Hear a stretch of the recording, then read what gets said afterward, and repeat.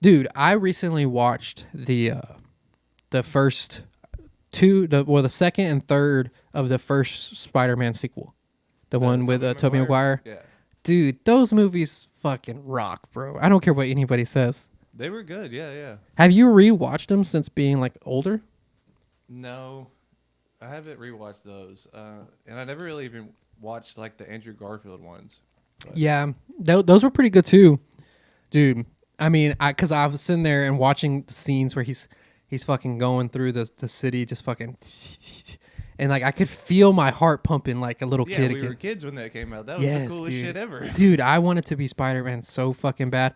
I mean, I remember my friend used to have this trampoline, and he lived behind a storage facility.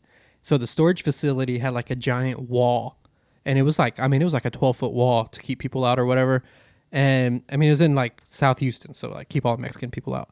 And you got to make the walls really high for them, right? So it was like a really tall wall, and we would climb it as kids and jump off of it onto the trampoline to do like Spider-Man tricks and stuff. And now I think about it, it's like, dude, if I caught my kid doing that, I would go insane. Yeah, Like I mean, I was probably like 7, and but man, it was all because of that movie, dude. That movie was the fucking shit. Like watching Dr. Ock and Mary Jane, like I remember as a kid at the time, there was a scene where the city finally accepts Spider-Man, so they're gonna give him the key to the city, so it's like a full event, like a parade and stuff. And that's the third movie whenever they introduce Gwen Stacy's character, and Spider-Man comes in on the stage and he drops down, hanging from the top, and he kisses Gwen Stacy the same way he kissed Mary Jane in the first movie, where he's hanging upside down or whatever. So then Mary Jane gets pissed. But I remember being a kid thinking like, well, bitch, he's Spider-Man. He kisses whoever the fuck he wants. yeah. That's his right. That's his right, dude. He fucking saves you on a constant, and then like he can't just get a little play on the side. You know, he's just trying to get up in a little bit of Gwen Stacy. Like it just, and then now as an adult, I see Mary Jane's side. I'm like, oh, that was pretty fucked up. Yeah. So, but that movie gets me pumped, and it was cool because Emery was watching it, and she shared the same like, whoa, this is so cool, and you know she loves, which is cool that she likes Spider-Man and stuff, like, you know, being a girl, but which it doesn't matter. Okay, whatever. And she's not even a girl. I don't even know if she's a girl yet. She hasn't told me. No, she hasn't figured it out yet. She hasn't figured it out. I'm just waiting for the day. I'm praying she's a lesbian, dude. So that way I don't have to worry Wouldn't about that just be any the dudes. easiest route. Like, God, dude, you don't drink to that, bro. Drink to that. All right, you're not gonna notice that we came back, but we are back. We just had a little technical issue. Yeah. So we were talking about the Spider-Man movies.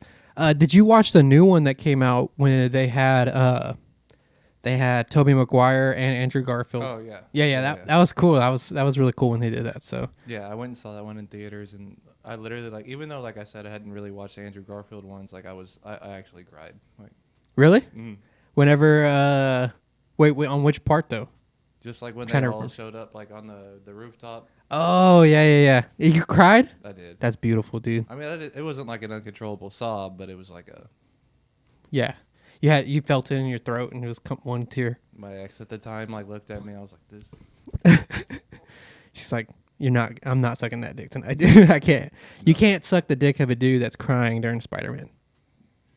I mean, you can. You can. You're like, you If you can. want to. You can check out my web blaster.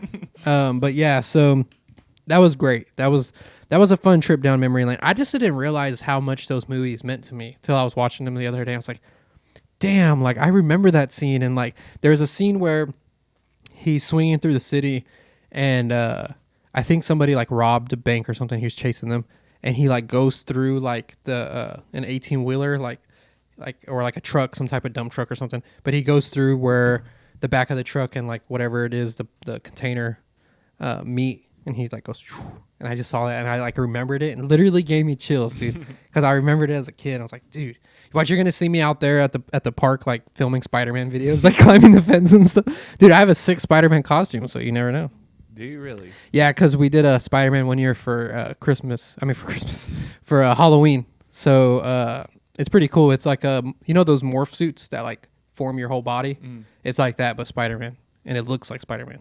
Okay. Yeah. So, and I got the physique of a teenage boy. Well, good for you. You've earned it. I've earned it. I have. Okay, so I had this thought earlier today because I don't know about you, but I'm a grower. Like whenever, and I know this is a hard segue from Spider-Man to talking about this, but that's how I do things on this show. And I thought about it. I was like, but that, people make fun of growers in the sense like it's funny, your dick's small until it's excited. It's hilarious because it's really small. And then it's like, but if I ever get in battle, if there's ever sword swinging, just because my dick is closer to my body, I don't have to worry about losing it like a shower does. Exactly. Yeah, I am also a grower. Actually, yeah. I don't like the term grower. It's more of like I'm more of like a call to action. There you go. Like I had something and I lost it. Like, I'm a reserve. Like if you need me, I'm there. I'm a reserve. If you need me, if I'll be chilling over there in the back if you need me. Yeah, that's me. And I was thinking about it and I was like, I mean, that's great to know because I mean, if I'm running, my stuff is inside of me. Yeah. I mean, it's like a mangina. It's like not even there. Like doing jujitsu, like I hardly ever got hit in the nuts. Like it just never happened that often. Like people complain it. Like it would ask me if you get hit in the nuts. So like, actually, it doesn't happen as often as you think it is. It does. So, but I guess that's just me. But yeah, I mean, it comes in handy if I ever have to run really fast or sprint or take off. I know that my sack and my genital area is gonna just. Yeah, you just flex really hard and it goes up in. Yeah, instantly. They need like a button you push and it like pulls it in so you can get ready. Like you're about to get in a fight and you're just like, like not getting me there. Yeah, so it just and last week I was talking about how nutsack skin is like indestructible. So I mean, my balls and dick are just so protected because the dick's small and the nuts are indestructible. Yeah, I mean you got all your bases covered there. Everything is covered, dude. It's covered without being very covered. Yeah. That makes sense. I mean, it's crazy. It's like a turtle. Like I'm a walking turtle shell for my dick. That's literally what I am. I'm a human turtle shell. Hey, we protect what's important. That's right. So we have to protect the little tiny head. And I was thinking about it and I was like, yeah, so next time if you're listening to this and you think it's funny that somebody's a grower, you're in like the locker room at a gym. Or, I assume high school kids probably listen to the show because that's like the education level that I'm at. And you're watching this and you're making fun of that kid in your locker room because he has a small dick. Dude, you never know. Might get giant later on. And he's protected like you aren't. So remember that. You'll watch his penis evolve like an animorph. Yeah, that's right. Like it's like different Pokemon stages. But yeah, I thought that was pretty interesting. And let me write that down. Dylan's a grower. You don't have to write it. An opportunist. That's what we'll call it. Call to arms. Yeah, that's like that. I basically called you a rapist by calling you an opportunist, but that's okay. All right, so let's see if I have anything else I want to go over before.